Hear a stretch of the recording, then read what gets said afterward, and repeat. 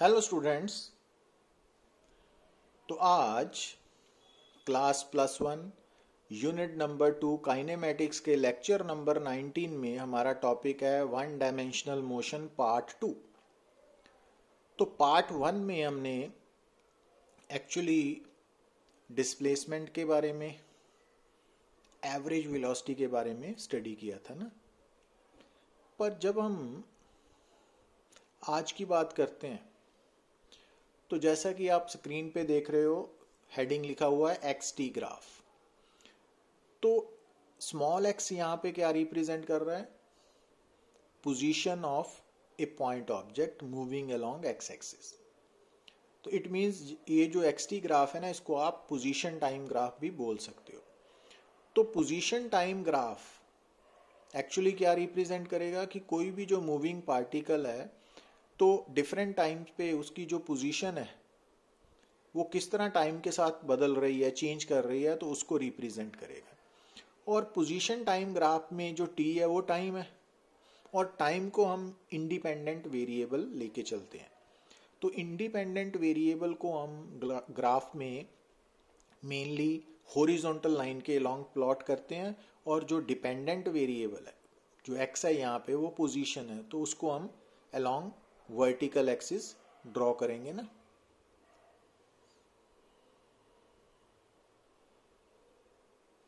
Got it? अब XT graph जो position time graph है, उसकी जो शेप है ना, वो डिपेंड करेगी एक्चुअली कि जो नेचर ऑफ मोशन कैसी है। तो अब हमने इस ग्राफ की जो शेप है वो आर्बिट्रेरी एज्यूम कर ली ना, किसी भी तरह की हो सकती है, तो हमने एक जनरल शेप ड्रॉ कर दी। अब ये जो ग्राफ है, इसमें आप नोट कर रहे हो कि ये जो पॉइंट नोट कर रहे हैं ना आप, ये वाला, तो ये ग्राफ इंटरसेप्ट है ऑन पोजीशन एक्सिस। तो जो स्मॉल x है ना, जिस एक्सिस के लॉन्ग आप स्मॉल x को प्लॉट कर रहे हो उसको पोजीशन एक्सिस बोलते हैं। ये टाइम एक्सिस है, ये टाइम एक्सिस है, और ये पोजीशन एक्सिस है।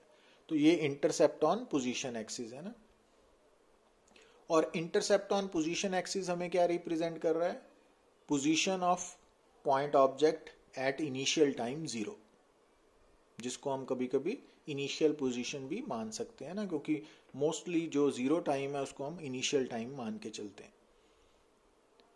और ये इंटरसेप्ट x0 की जो वैल्यू आप नोट कर रहे हो, ये initial position of point object है, और ये पॉजिटिव भी आ सकती है, नेगेटिव भी आ सकती है, और 0 भी आ सकती है। तो अगर ये 0 है तो ये ग्राफ ओरिजिन से स्टार्ट होगा, और अगर ये नेगेटिव है तो नीचे से स्टार्ट होगा ना।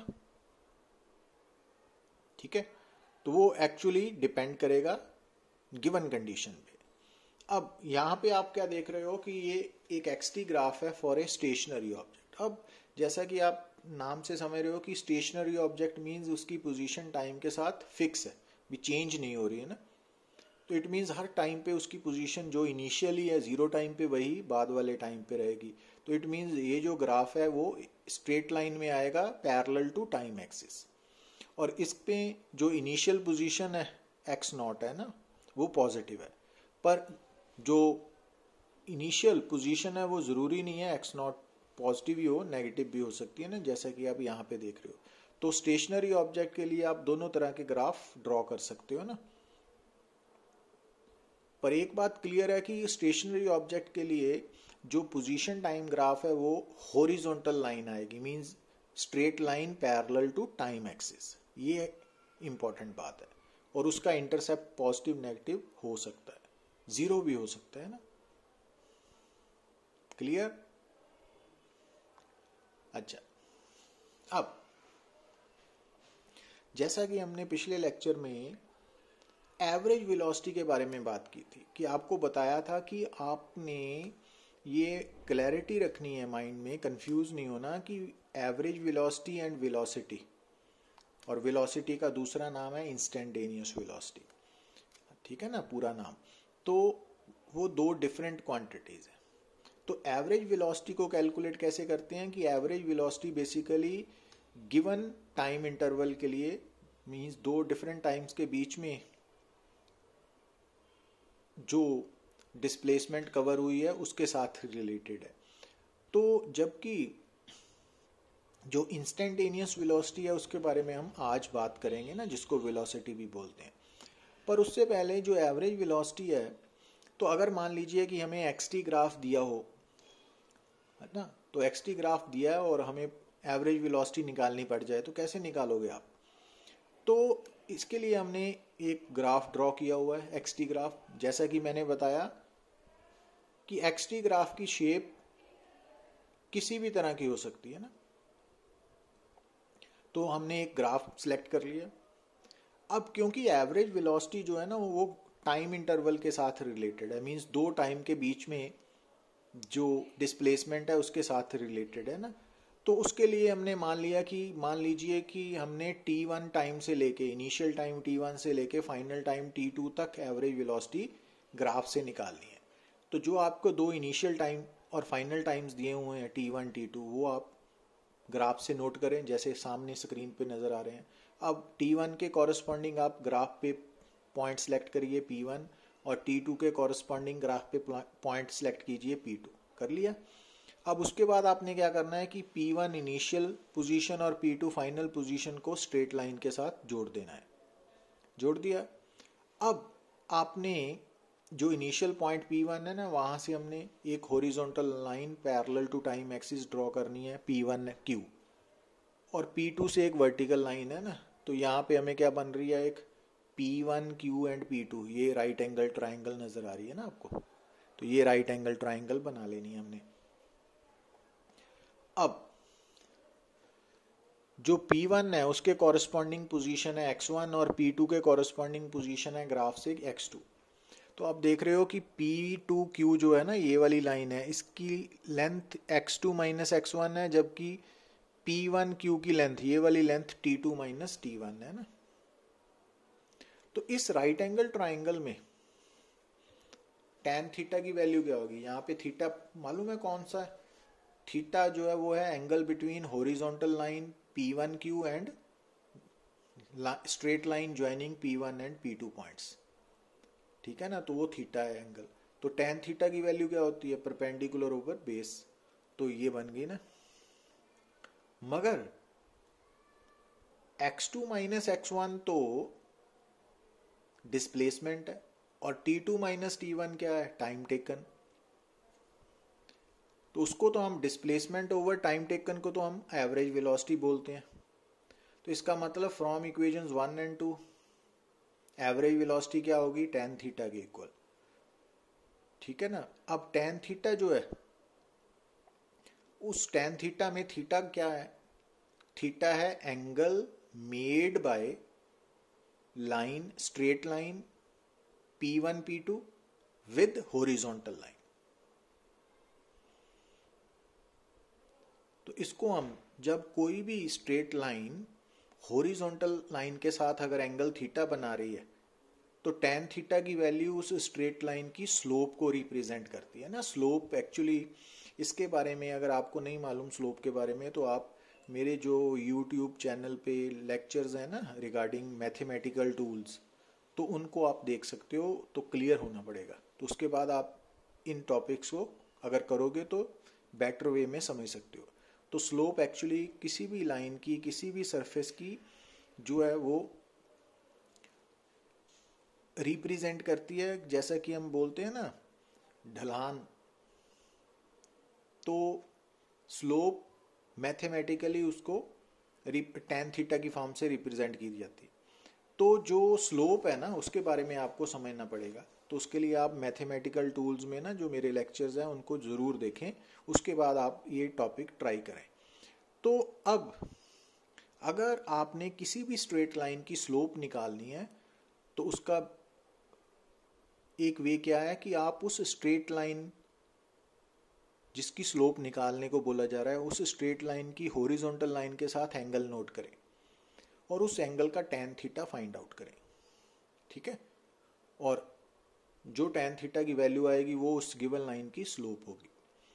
तो इसका मतलब जो average velocity between p1 and p2 points है वो tan थीटा आ रही है ना। तो पर टेन थीटा तो यहाँ पे क्या है, P1 P2 दो पॉइंट्स को जोड़ने वाली स्ट्रेट लाइन की स्लोप है। तो इसका मतलब क्या हो गया, इसका मतलब हो गया कि अगर आप XT ग्राफ पर XT ग्राफ की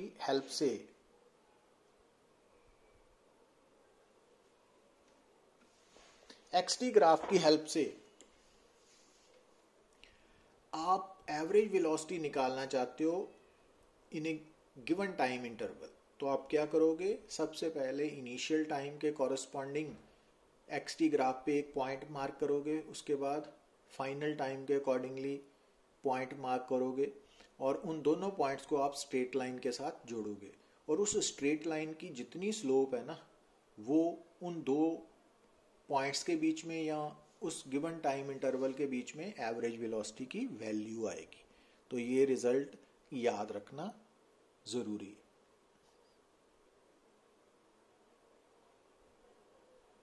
अब यहां पर देखिए आप, find the average velocity between time interval 0 to 8 second, 2 second to 7 second, 4 second to 8 second. तो ये ग्राफ आपको XT ग्राफ है ना, तो इस ग्राफ में आप नोट कर रहे हो कि 0 टाइम पे पोजीशन की वैल्यू है 2 मीटर, 2 सेकेंड पे पोजीशन की वैल्यू है 4 मीटर, 4 सेकेंड पे पोजीशन की वैल्यू है 4 मीटर, 7 सेकेंड पे पोजीशन की वैल्यू है 0 और 8 सेकेंड पे पोजीशन की वैल्यू है -2 मीटर। तो पोजीशन टाइम ग्राफ पे ना आप अलग अलग टाइम पे डिफरेंट वैल्यूज ऑफ पोजीशन निकाल सकते हो। तो अब जब हमने एवरेज वेलोसिटी निकालनी है बिटवीन फर्स्ट केस में 0 to 8 सेकेंड, तो जो 0 है उसको हमने इनिशियल टाइम T1 मान लिया और T1 टाइम जो 0 है उसके कॉरस्पॉन्डिंग जो पोजीशन है 2 मीटर, वो हमारी इनिशियल पोजीशन x1 होगी। और इसी तरह से ग्राफ से जो फाइनल टाइम है वो 8 सेकेंड है ना फर्स्ट केस में, तो 8 सेकेंड के कॉरस्पॉन्डिंग x कितना है -2, तो वो हमारी x2 होगी फाइनल पोजीशन। तो एवरेज वेलोसिटी क्या है, final position minus initial position over time taken. तो ये आंसर आ गया ना। अब सेकंड केस में जो टाइम इंटरवल है वो 2 to 7 सेकेंड है, तो 2 हमारे लिए इनिशियल टाइम है, T1 2 सेकेंड हो गया। अब ग्राफ पर आप 2 सेकेंड के कॉरस्पॉन्डिंग x की वैल्यू नोट करो, वो 4 है, तो वो x1 आ गई ना इनिशियल पोजीशन। और इसी तरह जो 7 सेकेंड है वो हमारे लिए सेकेंड पार्ट में फाइनल टाइम है T2 और उसके कॉरस्पॉन्डिंग जो पोजीशन है वो 0 है, x2 फाइनल पोजीशन। और एवरेज वेलोसिटी क्योंकि final position minus initial position displacement over time taken है, तो आंसर आ गया -0.2 मीटर पर सेकेंड। और इसी तरह थर्ड केस में इनिशियल टाइम है 4 सेकेंड, तो वो T1 है और T1 जो 4 सेकेंड है उसके कॉरस्पॉन्डिंग x क्या कितना है, वो भी 4 ही है, तो वो इनिशियल पोजीशन x1 होगी ना।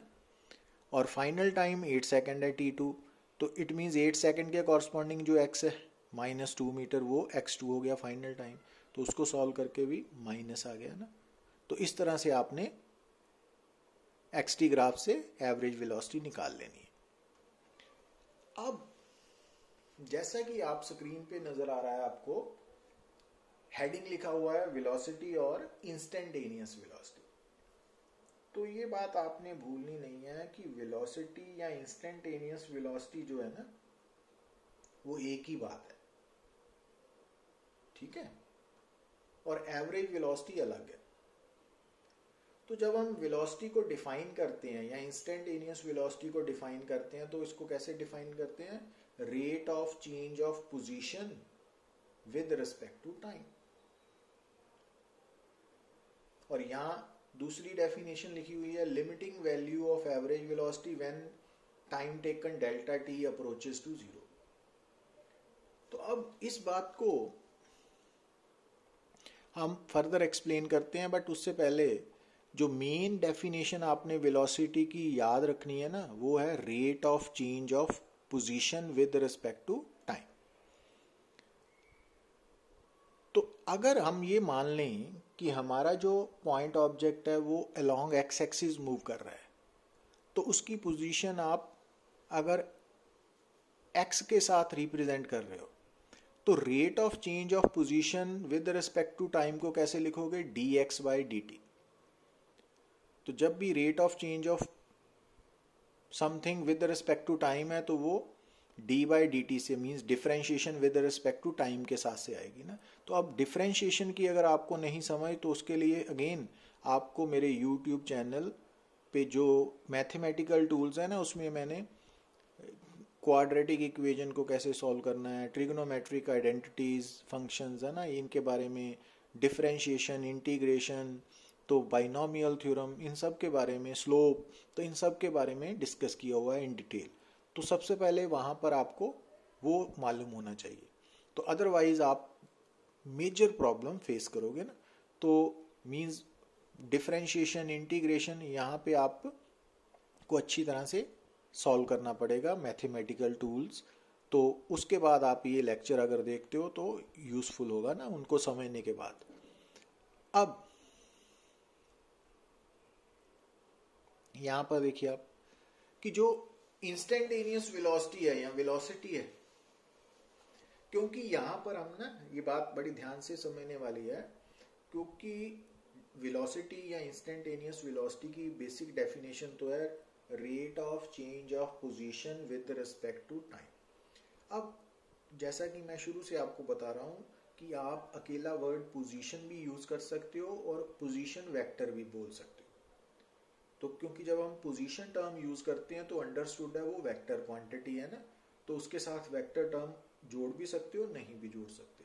तो अगर आप जोड़ के लिखते हो तो फिर ये वेलोसिटी क्या बन जाएगी, rate of change of position vector with respect to time. ठीक है ना, तो दोनों ही करेक्ट है।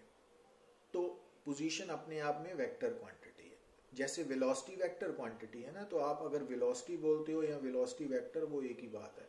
अगर आप डिस्प्लेसमेंट बोलते हो या डिस्प्लेसमेंट वेक्टर वो एक ही बात है। अगर आप एक्सेलरेशन बोलते हो या एक्सेलरेशन वेक्टर तो वो एक ही बात है ना। तो अब जैसे कि मैं आपको बता रहा था, क्योंकि हम वन डायमेंशनल मोशन को स्टडी कर रहे हैं ना, तो वन डायमेंशनल मोशन में हमने जो स्ट्रेट पाथ मोशन है उसको एक्स एक्सिस के साथ रिप्रेजेंट किया हुआ है। ठीक है, तो इसका मतलब इस स्ट्रेट पाथ के ऊपर हम जो पोजीशन है उसको x के साथ रिप्रेजेंट करेंगे। तो rate of change of position with respect to time, इसको हम मैथमेटिकली कैसे लिखेंगे, dx बाई dt। तो dx बाई dt जो है, अगर dx बाई dt में आप x को पोजीशन मानते हो और t टाइम है, तो dx बाई dt बेसिकली क्या है, rate of change of position with respect to time. ठीक है, या time rate of change of position, इसको ऐसे भी बोल सकते हो। और दूसरी तरफ अगर हम मैथमेटिकली बात करें तो dx बाई dt में x क्या है, क्योंकि यहां पर x हमारे लिए पोजीशन को रिप्रेजेंट कर रहा है, तो dx बाई dt क्या है, differentiation of position with respect to time. तो differentiation of position with respect to time.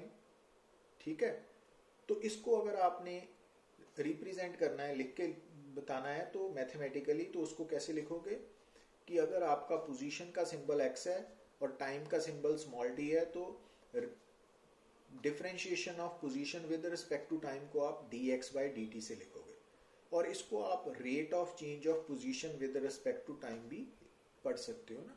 तो ये अलग अलग बातें हैं बट इनको समझना पड़ेगा। अब rate of change of position with respect to time dx by dt है, और उसको तो हम बाई डेफिनेशन वेलोसिटी बोलते हैं v, तो इसका मतलब v क्या है, dx by dt।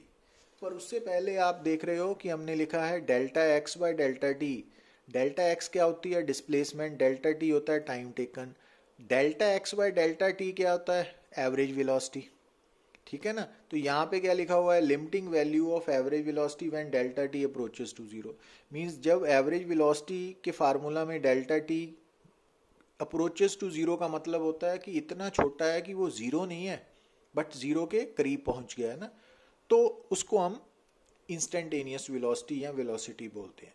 But mainly आपने क्या याद रखना है अभी इस वक्त के लिए, कि जो वन डायमेंशनल मोशन है, अगर उसमें हमारा point object along x axis move कर रहा है तो उसकी वेलोसिटी होगी dx बाई dt। अगर वो वन डायमेंशनल मोशन में हमने स्ट्रेट पाथ को y एक्सिस माना हुआ है तो वेलोसिटी होगी dy बाई dt, है ना, क्योंकि तब आप पोजीशन को y से रिप्रेजेंट करोगे। अगर मान लीजिए कि वन डायमेंशनल मोशन में आपका point object along z axis move कर रहा है, तो उसकी पोजीशन रिप्रेजेंट होगी z के साथ, तो वेलोसिटी होगी dz by dt। Got it?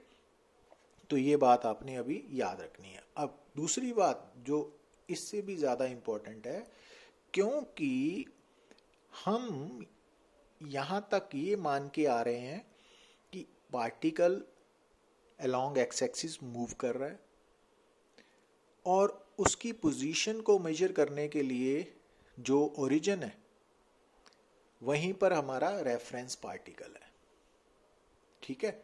और रेफरेंस पार्टिकल वो हम मान के चल रहे हैं अर्थ है या ग्राउंड है, या एनी पॉइंट ऑन अर्थ और एनी पॉइंट ऑन ग्राउंड है, फिक्स्ड पॉइंट।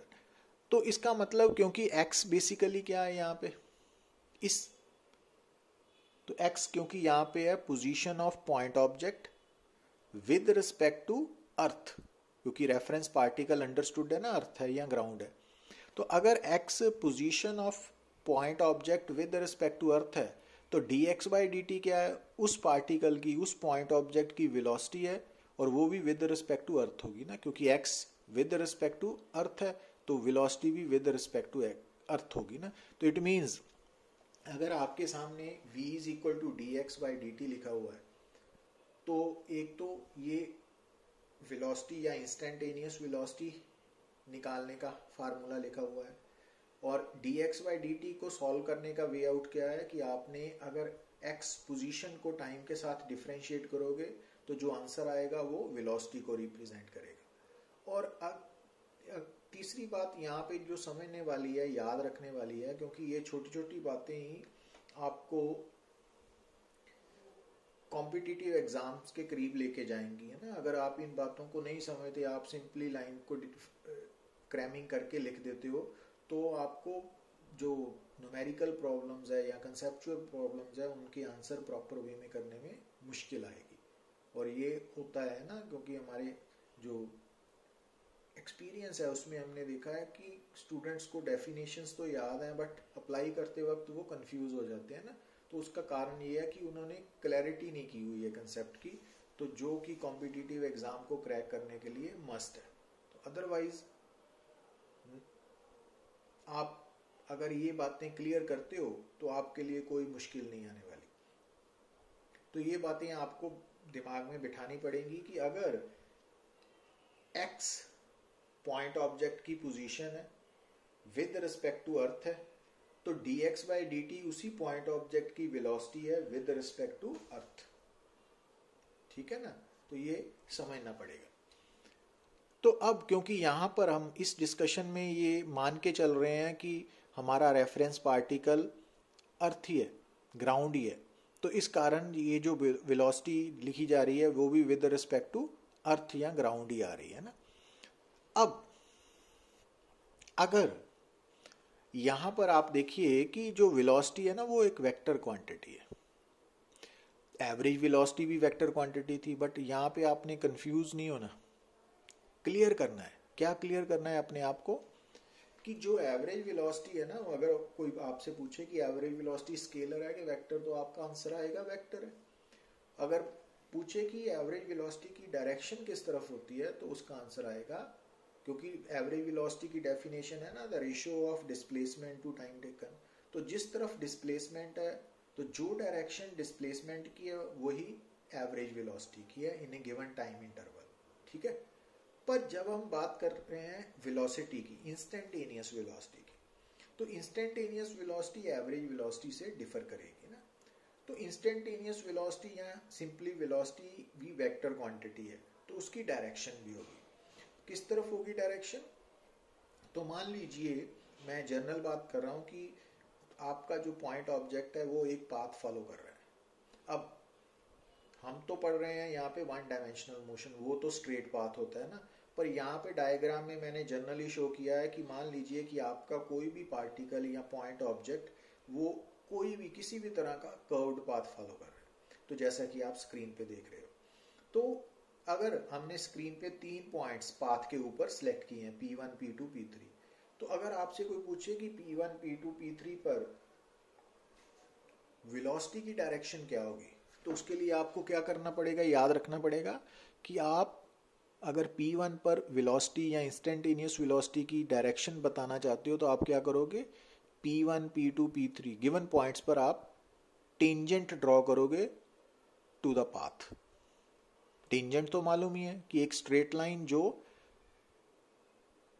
अदर लाइन को एक ही पॉइंट पे इंटरसेक्ट कर रही है ना, तो कर्व्ड लाइन को। तो अब हमने P1 पे भी टेंजेंट रेड कलर का, P2 पे भी, P3 पे भी ड्रॉ कर दिया, नजर आ रहा है ना आपको। तो ये तो इट मीन्स ये जो रेड कलर का है वो P1 पे बता रहा है वेलोसिटी V1 की डायरेक्शन, P2 पे वेलोसिटी V2 की डायरेक्शन, P3 पे वेलोसिटी V3 की डायरेक्शन। तो ये टेंजेंट की जो स्लोप है, ये टेंजेंट की जो स्लोप है, ठीक है ना, वो हमें वेलोसिटी का मैग्नीट्यूड बताएगी और जो एरो है वो डायरेक्शन बताएगा। तो ये रिजल्ट आपको याद रखना पड़ेगा। अब जैसा कि आप यहां देख रहे हो तो ये स्ट्रेट पाथ है ना। तो इस स्ट्रेट पाथ के ऊपर हमने इसको एक्स एक्सिस मान लिया। तो इस स्ट्रेट पाथ के ऊपर अगर आपने P1, P2 पॉइंट्स पर टेंजेंट ड्रॉ करना है तो स्ट्रेट लाइन के ऊपर अगर आप गिवन पॉइंट पे टेंजेंट ड्रॉ करते हो तो वो अलोंग द गिवन लाइन ही होती है, ठीक है। तो V1, V2 ना।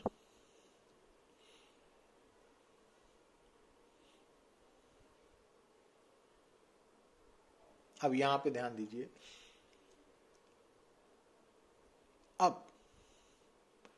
अब तक हमने ये सीखा कि जो वेलोसिटी है उसका दूसरा नाम इंस्टेंटेनियस वेलोसिटी है या पूरा नाम इंस्टेंटेनियस वेलोसिटी है। और वेलोसिटी या इंस्टेंटेनियस वेलोसिटी निकालने के लिए आपको पोजीशन ऑफ पार्टिकल को टाइम के साथ डिफरेंशिएट करना पड़ेगा, ठीक है। और डिफरेंशिएशन कैसे करने हैं, उसके रूल्स क्या हैं, तो मेथड्स क्या हैं, वो हमने मैथमेटिकल टूल्स में सीखा हुआ है ना। अगर नहीं सीखा तो आप फर्स्ट ऑफ ऑल वहां पर उन लेक्चर्स को डिटेल में स्टडी करें, तो अदरवाइज आपको प्रॉब्लम आएगी। और उससे आगे की बात कि जो वेलोसिटी या इंस्टेंटेनियस वेलोसिटी है वो वेक्टर क्वांटिटी है और उसकी डायरेक्शन गिवन पॉइंट पे हम कैसे बताते हैं, तो जो पार्टिकल पाथ फॉलो कर रहा है उस पाथ के ऊपर गिवन पॉइंट पे अगर हम टेंजेंट ड्रॉ करेंगे तो उस टेंजेंट की जो डायरेक्शन है वो इंस्टेंटेनियस वेलोसिटी की डायरेक्शन होगी और जो स्लोप है उस टेंजेंट की वो इंस्टेंटेनियस वेलोसिटी या वेलोसिटी का मैग्नीट्यूड होगा। तो अब वो उन बातों को हम फर्दर क्लियर करेंगे, पर उससे पहले हम न्यूमेरिकल करने जा रहे हैं कि जैसा आप स्क्रीन पे देख रहे हो कि आपको क्या गिवन है कि consider a particle be moving along x axis such that its position is given by x is equal to 6t square minus 4t plus 2 where x is in meter and t is in second. Calculate the velocity at instant of time 2 second. तो अब आपको यहाँ पर position x given है in terms of time, ये equation दी हुई है ना। तो वेलोसिटी निकालने को बोला जा रहा है और वो भी किस टाइम पे, 2 सेकंड पे। अब यहाँ पे आपने क्या करना है, फर्स्ट ऑफ ऑल x से वेलोसिटी निकालनी है। तो पहले टाइम सब्स्टिट्यूट नहीं करना। तो हम क्या करेंगे, यहाँ पे वेलोसिटी कैसे निकालोगे x से, तो आपको याद आना चाहिए कि वन डायमेंशनल मोशन में along x axis velocity dx by dt है ना।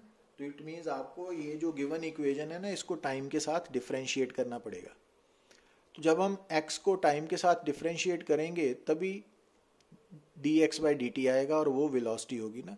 तो जब हम इक्वेशन 1 को डिफरेंशिएट करने जा रहे हैं तो आपको डिफरेंशिएशन के रूल्स अगर मालूम है, ये मान के चलता हूँ, तो इस इक्वेशन को dx by dt जब डिफरेंशिएट किया ऑन बोथ साइड्स तो लेफ्ट साइड तो बन गई dx by dt और राइट साइड कैसे सॉल्व करोगे, 6 कांस्टेंट है into t raise to power 2 है तो 2 नीचे आ गया, t power 1 minus 4 into 1 plus 0 ना। ये आप डिफरेंशिएशन अगर मालूम है तो आप सॉल्व कर सकते हो ना।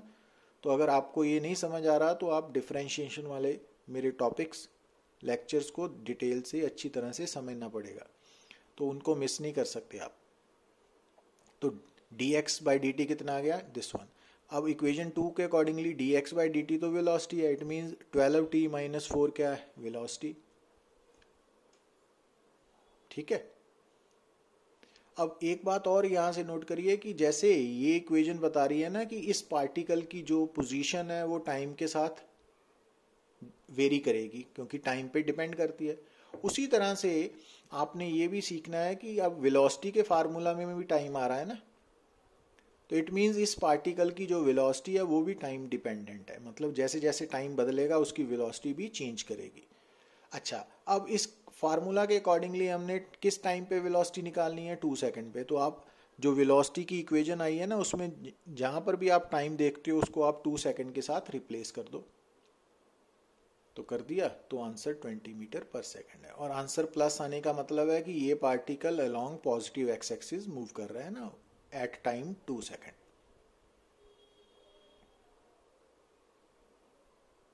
क्लियर? तो dx by d T, again दोबारा रिपीट कर रहा हूं कि ये डिफरेंशिएशन से आएगा ना, तो डिफरेंशिएशन के रूल्स याद रखने पड़ेंगे, आपको प्रैक्टिस करनी पड़ेगी। अब जैसा कि मैंने आपको बताया कि जो पोजीशन टाइम ग्राफ है ना वो किसी भी शेप का हो सकता है ना, तो आपके सामने ये पोजीशन टाइम ग्राफ नजर आ रहा है जिसमें इनिशियल पोजीशन x0 है ना। तो मान लीजिए कि हमने इस पोजीशन टाइम ग्राफ पर एट टाइम t वेलोसिटी निकालनी है, ठीक है। अब ये तो हम सीख चुके हैं कि अगर आपने एवरेज वेलोसिटी निकालनी है तो पोजीशन टाइम ग्राफ पर आपको क्या करना पड़ेगा। अब वेलोसिटी निकालनी है तो क्या करना पड़ेगा, तो अब उसके लिए आपने क्या सीखना है कि मान लीजिए कि एक पॉइंट हमारा टाइम है t, तो हम दूसरा टाइम क्या लेंगे, t प्लस डेल्टा टी, ठीक है ना। दो टाइम है, एक t गिवन टाइम है जिस टाइम पे हमने वेलोसिटी निकालनी है, और दूसरा टाइम उससे थोड़ा ज्यादा है, t प्लस डेल्टा टी। अब हमने दोनों पॉइंट्स के कॉरस्पॉन्डिंग ग्राफ के ऊपर पॉइंट्स मार्क कर लिए p एंड q। अब आप क्या करोगे, p और q को स्ट्रेट लाइन के साथ जोड़ोगे ना। तो जैसा कि हमने देखा कि ये जो स्ट्रेट लाइन है, अगर आप इसकी स्लोप निकालते हो तो वो आपको क्या मालूम पड़ेगा, t से लेके t plus delta T time तक की एवरेज वेलोसिटी है ना, ये सीखा हुआ है। अच्छा, अब मान लीजिए कि अगर Q पॉइंट अगर थोड़ा सा आगे हो, यहां पे हो, मींस जो Q है ना वो यहां पे हो, Q डैश की जगह पे, तो फिर उस केस में जब ये Q पॉइंट P की तरफ आगे बढ़ेगा, इस तरफ आगे जाएगा ना, तो ये जो P और Q के बीच में टाइम है डेल्टा टी वो कम होता जाएगा ना। तो जब Q P की तरफ आगे बढ़ेगा तो Q डैश तक पहुंच गया ना मान लीजिए, तो अब P और Q को जोड़ने वाली जो रेड कलर की लाइन है उसकी स्लोप बदल गई है। इसका मतलब जो एवरेज वेलोसिटी है वो बदल रही है ना, चेंज हो रही है। अब यहां से इस ग्राफ में आपने क्या समझना है कि P और Q जो है उनको जोड़ने वाली जो स्ट्रेट लाइन है उसकी स्लोप और जो P और Q डैश को जोड़ने वाली स्ट्रेट लाइन की स्लोप अलग है ना, बदल रही है ना। तो अब जब आप Q से Q डैश की तरफ जा रहे हो तो जो डेल्टा टी की वैल्यू है वो कम हो रही है ना। अच्छा, अगर मैं P पॉइंट पे एक टेंजेंट ड्रॉ किया, ब्लैक कलर की लाइन नजर आ रही है ना, तो ये ब्लैक कलर की लाइन क्या है, P पॉइंट पे टेंजेंट है। अब ध्यान से देखिए कि जब हमने Q पॉइंट यहां पे सिलेक्ट किया है दूर, मतलब जब डेल्टा टी की वैल्यू ज्यादा है, तो उस वक्त ये जो ब्लू कलर की लाइन है और ये जो ब्लैक कलर की लाइन है दोनों के बीच में इंक्लिनेशन ज्यादा है। पर जैसे जैसे आप Q को P की तरफ लेके आ रहे हो, मतलब हम Q डैश पे पहुंच गए, तो डेल्टा टी कम हो रहा है ना। तो रेड कलर की लाइन और ब्लैक कलर की लाइन में इंक्लिनेशन थोड़ी कम हो गई। तो इसका मतलब ये हुआ कि जैसे जैसे ये Q पॉइंट P की तरफ और नजदीक आता जाएगा, P के करीब आता जाएगा, तो डेल्टा टी की वैल्यू कम होती जाएगी और साथ में जो पी क्यू लाइन की स्लोप है ना, जो पी और क्यू लाइन है वो ब्लैक कलर की जो टेंजेंट है उस लाइन के पैरेलल होते जाएंगे ना। मतलब अभी देखिए कि जो पी लाइन है वो, जो पी पॉइंट है ना, वहां पे हमने क्या ड्रॉ किया, ब्लैक कलर का एक टेंजेंट ड्रॉ किया है। ठीक है, समझ आई बात। और यहां पर आप देख रहे हो क्यू पॉइंट पी से काफी दूर है, इस कारण जो डेल्टा टी की वैल्यू काफी ज्यादा है। पर जैसे जैसे हम क्यू को पी की तरफ आगे ले जा रहे हैं तो जो ब्लू कलर की लाइन है वो रेड कलर में चेंज होगी, और रेड कलर में चेंज होने के साथ क्या हुआ कि रेड कलर और ब्लैक कलर की लाइन के बीच में एंगल कम हो रहा है ना। तो इसका मतलब हुआ जैसे जैसे ये क्यू पी की करीब आता जाएगा, नज़दीक आता जाएगा, तो डेल्टा टी की वैल्यू कम होती जाएगी, और पी और क्यू को जोड़ने वाली जो लाइन है और जो टेंजेंट है ब्लैक कलर की लाइन, उनके बीच में एंगल कम होता होता होता होता अल्टीमेटली जीरो के करीब हो जाएगा। पर जीरो के करीब होने के लिए क्यू को पी के काफी नजदीक पहुंचना पड़ेगा। काफी मतलब डेल्टा टी की वैल्यू अप्रोक्सीमेटली जीरो हो जाएगी, एग्जैक्टली जीरो नहीं होगी। ठीक है, पर जब डेल्टा टी की वैल्यू अप्रोक्सीमेटली जीरो हो जाएगी तो उस वक्त जो पी और क्यू को जोड़ने वाली स्ट्रेट लाइन है उसकी स्लोप, वो लाइन, और ब्लैक कलर की टेंजेंट वाली लाइन, वो दोनों पैरेलल हो जाएंगी, मींस दोनों की स्लोप बराबर हो जाएंगी। ठीक है ना। तो अब जो ब्लू कलर की लाइन है इसकी स्लोप तो एवरेज वेलोसिटी होती है, हमने सीखा है ना। तो जो ब्लू कलर की लाइन है इसकी स्लोप तो एवरेज वेलोसिटी है, पर इसकी स्लोप और टेंजेंट की स्लोप कब बराबर होगी, जब delta t approaches to zero, काफी कम होगा ना। समझ आई बात। और जब delta t approaches to zero है तब हम एवरेज वेलोसिटी को क्या बोलते हैं, इंस्टेंटेनियस वेलोसिटी। तो इसका मतलब जब हम इंस्टेंटेनियस वेलोसिटी की बात करते हैं या वेलोसिटी की बात करते हैं तो उस वक्त जो उसकी वैल्यू है एक्स टी ग्राफ से, वो कैसे निकलती है कि ग्राफ के ऊपर गिवन टाइम पे जो पॉइंट सेलेक्ट किया है हमने, गिवन टाइम के कॉरस्पॉन्डिंग, उस पॉइंट पे अगर आप टेंजेंट ड्रॉ करोगे तो उस टेंजेंट की स्लोप उस पॉइंट पे वेलोसिटी को रिप्रेजेंट करेगी। मतलब इतनी सारी डिस्कशन करने के बाद अल्टीमेटली जो हमारे पास कंक्लूजन है वो क्या है कि मान लीजिए कि आपके सामने पोजीशन टाइम ग्राफ गिवन है। ठीक है, तो अगर आपने उस पोजीशन टाइम ग्राफ से एवरेज वेलोसिटी निकालनी है तो आपको टाइम इंटरवल गिवन दिया होगा ना। तो आपने क्या करना है कि जो इनिशियल टाइम है उसके कॉरस्पॉन्डिंग भी ग्राफ के ऊपर एक पॉइंट मार्क कर लेना है P1, और फाइनल टाइम T2 के कॉरस्पॉन्डिंग भी ग्राफ के ऊपर पॉइंट मार्क कर लेना है P2, और आपने P1 P2 को स्ट्रेट लाइन के साथ जोड़ के उस स्ट्रेट लाइन की स्लोप निकाल लेनी है, वो उस टाइम इंटरवल के दौरान एवरेज वेलोसिटी की वैल्यू होगी। तो ये बात तो हो गई एवरेज वेलोसिटी की। अब मान लीजिए कि आपके सामने एक्सटी ग्राफ दिया हुआ है और आपको ये बोला गया है कि इस ग्राफ से एट दिस टाइम, मतलब वो टाइम गिवन होगा, उस टाइम के ऊपर वेलोसिटी की वैल्यू निकालिए। तो उसके लिए आपने क्या करना है कि जिस टाइम के कॉरस्पॉन्डिंग आपने एक्सटी ग्राफ से वेलोसिटी निकालनी है या इंस्टेंटेनियस वेलोसिटी, तो आप उस टाइम के कॉरस्पॉन्डिंग ग्राफ के ऊपर एक पॉइंट मार्क करोगे और उस पॉइंट पे आप टेंजेंट ड्रॉ करोगे, और उस टेंजेंट की जो स्लोप आएगी ना, टेंजेंट की स्लोप, वो उस पॉइंट पे इंस्टेंटेनियस वेलोसिटी या वेलोसिटी की वैल्यू को रिप्रेजेंट करेगी, और जो टेंजेंट है उसकी डायरेक्शन उस पॉइंट पे वेलोसिटी की डायरेक्शन को रिप्रेजेंट करेगा। तो अल्टीमेटली ये बात है जो आपको याद रखनी चाहिए या करनी पड़ेगी, तो अदरवाइज आप प्रॉब्लम फेस करते हो।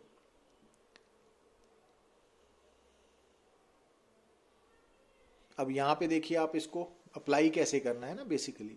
अब जैसे मान लीजिए आपके सामने एक्सटी ग्राफ गिवन है, अब आपको 3 पॉइंट्स दिए हुए हैं और यहाँ पे पूछा गया है कि आप 3 पॉइंट्स पे जो वेलोसिटीज है उनको कंपेयर करिए, भी बताइए कि इस पॉइंट पे वेलोसिटी सबसे ज़्यादा है फिर कम है, या है ना।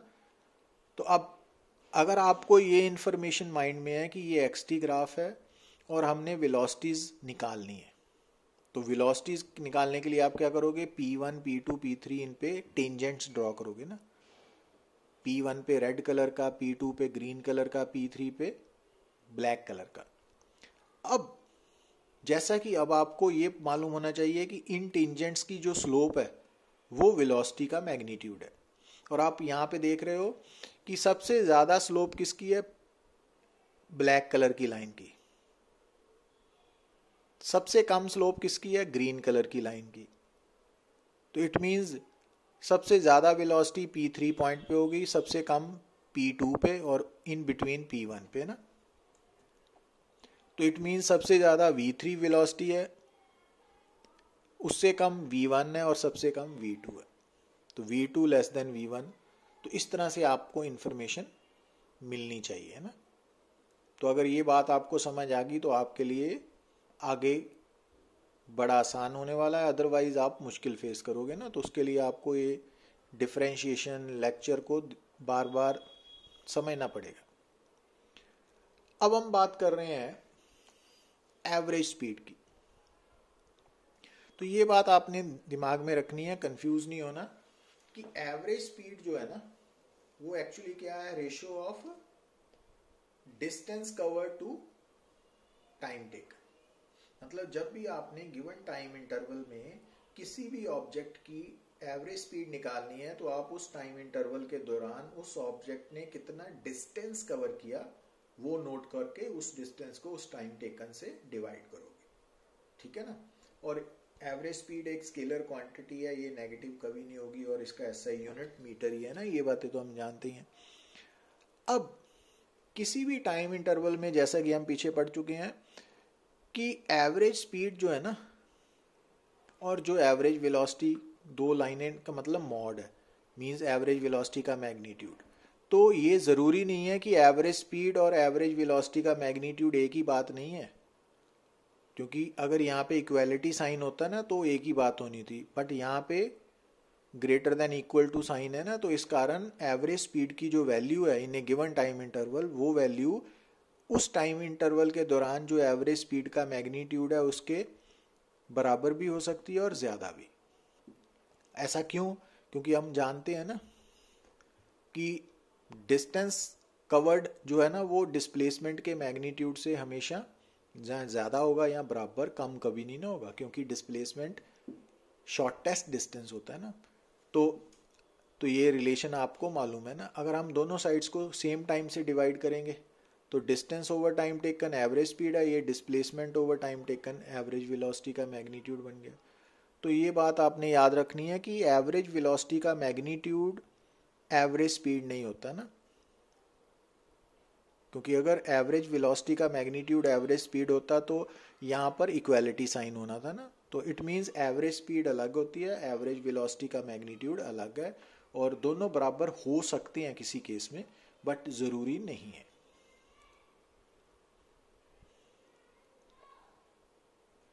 अब जैसा कि आप यहाँ पे देखिए आप कि हमने मान लिया कि एक पार्टिकल है जो रेक्टेंगुलर पाथ फॉलो कर रहा है from A to B to C to D.